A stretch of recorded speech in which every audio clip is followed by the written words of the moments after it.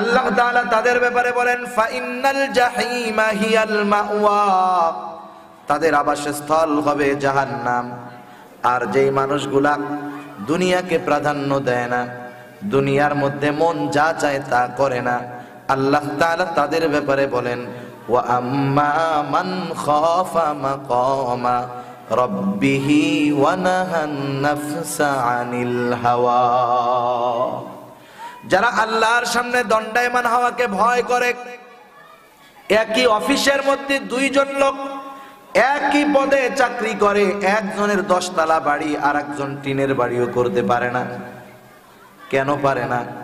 যেই লোকটা 10 তলা বাড়ির মালিক হলো সেও ঘুষ খায়, যেই লোকটা টিনের বাড়ি সেও চাইলে ঘুষ খাইতে পারে কিন্তু খায় না।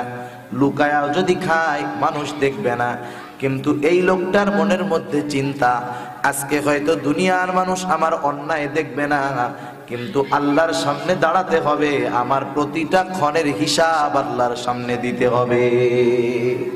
এই চিন্তাটা যেই মানুষের মধ্যে থাকে যে আমি আমার গোটা হায়াতের হিসাব আল্লাহর সামনে দিতে হবে, কোনো উপায় নাই, এই চিন্তা যেই মানুষটার মধ্যে থাকবে সেই মানুষটার চরিত্র দিনের বেলা যেমন হবে রাতের আধারেও তেমন হয়ে যাবে। সুবহানাল্লাহ।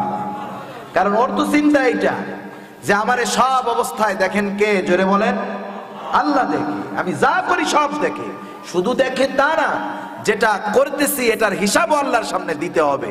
এই চিন্তা, এই থিঙ্ক যার মধ্যে ঢুকে যায়, তার চরিত্র দিনেও যেমন রাতেও তেমন, মানুষের সামনেও যেমন মানুষের অগোচরেও তেমন। ঠিক কিনা বলেন? এর জন্য আল্লাহ তাআলা বলেন এই লোকটা কিয়ামতের দিন আল্লাহর সামনে দণ্ডায়মান হওয়াকে ভয় পায় আর মন যা চায় তা করে না। মনরে লাগাম টাইনা ধরে যে মন, তোমার মন যা চায় তুমি যা চাও তা করা যাবে না।